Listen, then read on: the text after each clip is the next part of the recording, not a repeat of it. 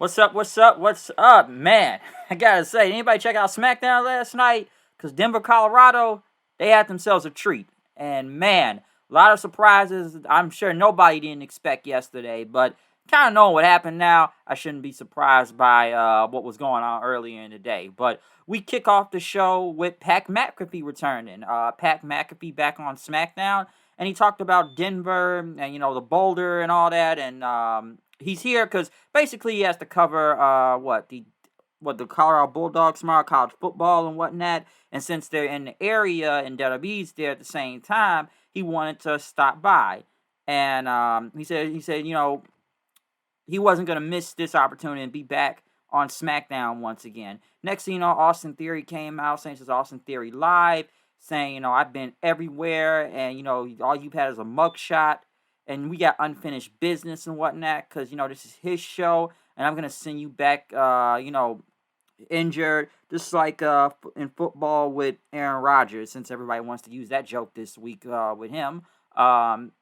Basically, Pat McAfee said, I wasn't gonna do anything, and I'm not going to fight you and whatnot, because now I've been taking advantage of the local law, so I'm not gonna do it. And you said this is Austin Theory Live, right? But this is the People's Show. And you know what that means. Next thing you know, The Rock was back. The People's Champion himself. The Rock back on SmackDown.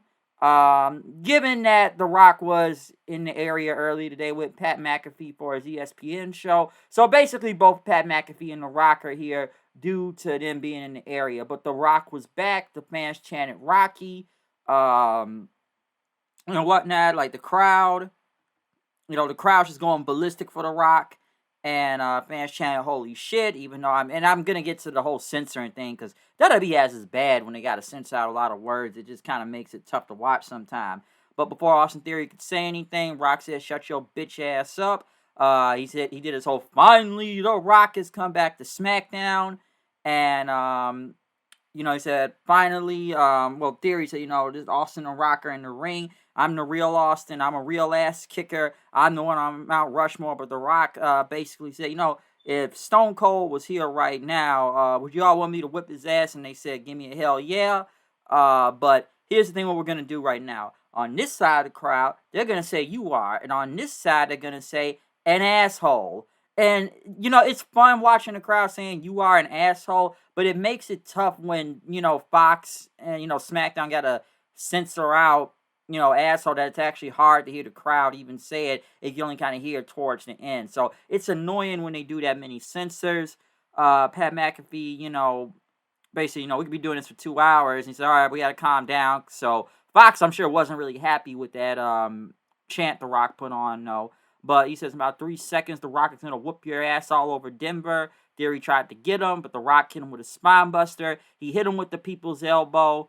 And Pat McAfee even hit the people's elbow or whatnot. So a pretty big and fun segment to kick off this show with The Rock and Pat McAfee being here. But the fact they even got The Rock back on SmackDown, obviously I know people are already going to be saying now, are we getting close to The Rock versus Roman, and will it happen at WrestleMania? Apparently it was supposed to happen at this year's WrestleMania. I didn't read the article, but I believe he explained it on Pat McAfee's show why he wouldn't have been able to do it this year, even though he wants to. But I do feel like it's coming now, given that The Rock is back. We didn't see any type of, interaction with the Bloodline or anything tonight with The Rock. But hey, the idea is probably still out there and maybe coming soon. Next, though, was AJ Styles versus Finn Balor. Basically, both Bullet Club leaders fighting each other, or former Bullet Club leaders, I should be saying. Pretty good match. There was a lot of commercials involved in this. Obviously, Judgment Day got involved, and then Jimmy Uso got involved, and then Balor ended up hitting like the crucifix pin for the win, beating AJ after that. But right after that, Rock and Pat McAfee were talking about the chant they were doing. John Cena came up, had a stare down with The Rock, but they ended up shaking each other's hands and doing a hug then after that. But right after Jimmy Uso was walking around, Paul Heyman standing in the back, Ben basically walked up and, told him, like, listen, man, you guys could join, the Bloodline, trying to get Jay and Jimmy to join, because, in Judgment Day, there is no leader, and that means there's no Roman. And Jimmy thought about that before walking away. The LWO were in the ring. Rey Mysterio, I believe it's Mexican Independence Day also, so probably didn't mention that. But the LWO were in the ring, and Ray talked about, about a year. He didn't know what year ago. He didn't know what was going to happen with his career, and now he has a family now, and he's back kind of near the top, and everything that happened with his son. Now he has something to keep going for his career.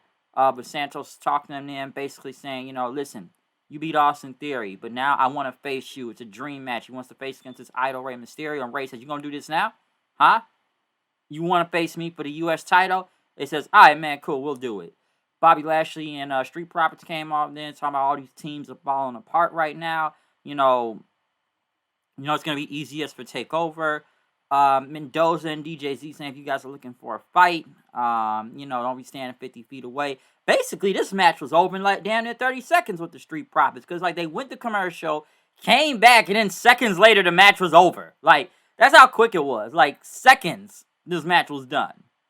And dude, the LWO, they take L's all the time, but when I look at them all in the ring, I feel like the only people that matter is either Ray, Santos, or Cosplay Vega. I'm going to start saying now. Listen, we know Zelina Vega does a lot of cosplay and anime stuff, but I look at everybody else in the LWO, and sometimes with the suits and the cool gear, Zelina Vega looks like she's about to go to an anime convention, or it's like sexy anime time, or something like that. That's why I'm starting to just start calling her Cosplay Vega. I know she's been in the whole Street Fighter game, and that has something to do with that, but and everybody knows she's big in gaming and everything, but it just doesn't really kind of fit with the whole LWO thing going on. So that's why I call her Cosplay Vega now and whatnot. So yeah, it's just I don't know, kind of strange. Next thing you know, all the teams start fighting each other then.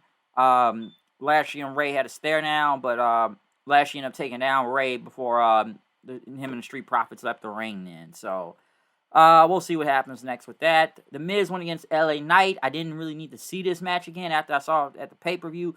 Given that this match literally happened like a week or two ago, at least it was shorter and not as long as it was back at Payback, it was a good match. I don't know if I needed to see this again. One thing I'll say is this. Miz and LA Knight, they can cut great promos, and Miz cuts really good promos and everything. But here's the thing. It's kind of hard to take the Miz seriously, especially right now. And, he's putting out all these big moves, but he takes a majority of L's all the time. So it's kind of like, hey, this is a feud and it's not bad, but it's like, how do we take the Miz seriously if he's going to lose all the time? It's not like, yeah, I know he won Monday and he beat Tozawa and got a dominant win, but a majority of the time, Miz just loses. And I mean, just loses damn near all the time. So, makes you wonder. But then LA Knight got on the mic and basically talked about, this is Smackdown. He's coming for gold. It doesn't matter if you're Ray, Gunther, Seth Rollins, or Roman Reigns.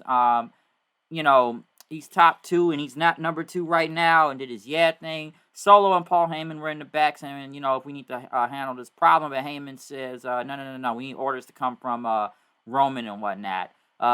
Solo basically said, Jimmy's making us deal with the Judgment Day, causing problems with Cena and all that, and we had to do something. Solo says he knows what we need to do, but Heyman says no one gave an order about that yet. LA Knight, I know apparently he's supposed to be getting this big push and whatnot, but if he's really going to go against Roman, he's not going to win. And it's kind of hard to kind of take that seriously because, listen, he's been over. That's good. But should he be being pushed to the world title right now? He's just starting to get wins. Before, he was taking L after L after L. But now, he's become a fan favorite, over as ever. But do you really expect me to believe he can beat Roman or even try to beat Roman? We know he won't win, but really think about that for a second. Because not like they've got anybody else going against Roman, or they just don't want him losing to Roman. Because so a lot of other people that I'm surprised haven't gotten a title shot against him yet. Pretty Deadly were in the back. I guess they were talking about, they want another match with Rich Holland or something, so they'll be back soon. Bailey went against Asuka, which I swear both of these two are heels, if I'm not mistaken. And, Shotzi gets involved in the match with Asuka, end up, rolling up Bailey for the win, which, I don't know, it's kind of all over the place with the women right now. It's like, Damage Control, they're heels. Asuka is technically a heel, but she's facing Io, that's a heel. who's the face here? Shotzi's a face, but I don't know if people still buying into the new Shotzi all the way in that. So it's kind of confusing, and then Charlotte's there, but she is a face, but I don't know if people care if her as a face, so I don't know. It's like everybody's naming their heel and all this. Like, who's really, like, who do you cheer for in this match? Like, seriously, who do you really cheer for? What was next after that? Grayson Waller effect ended off the show as the big guest was going to be John Cena, which they continuously called him the greatest of all time. I wonder if that works given that The Rock was here tonight. But, he starts talking about Cena and brings him out there, and he keeps over-talking Cena without Cena getting a chance to talk, as Waller basically told him, like, we talk, as grown-ups, you should take off your hat. Where have I heard that one before? But basically, talk about you're the greatest, but you lost against Austin Theory. You just don't want to be a competitor anymore and whatnot. That you've lost it, and you just ain't got it. John Cena took off his gear and stuff, ready to fight, but Jimmy Uso basically said, yeah, he's got a point. Don't nobody want to see you. They came to see me. I'm here. Get the hell out of the ring. Solo came out then, and then he looked at Cena. Cena was ready to go, but then he looked at Jimmy Uso. He ended up hitting Cena, super kicking him then. Jimmy and Solo started beating up John Cena. AJ Styles came for the save after that, as, they got Jimmy out of there. Solo got him out of there, from the FU, as AJ and Cena stood tall. So, most likely a tag match will happen at Fastlane with AJ and Cena versus Jimmy and Solo. So, obviously, that's where it looks like it's going. SmackDown, though, I gotta say, it was pretty big surprises and whatnot. We had The Rock show up, Pat McAfee. There was a pretty big SmackDown, Cena and whatnot. It was a pretty good show for Denver. Obviously, it was a lot of surprises and all of this, but obviously, The Rock was the biggest thing on here. And I guess building up some other matches into next week and probably Fastlane coming up. So, yeah, I'm sure people are wondering, where's Roman? I'm sure maybe he'll be back soon. But, yeah. Other than that, that's all I really got to say about SmackDown tonight. So, yeah, comment, subscribe on me on Twitter, HoodNight890. See you guys then. Hit the like button, hit that notification bell, and we out.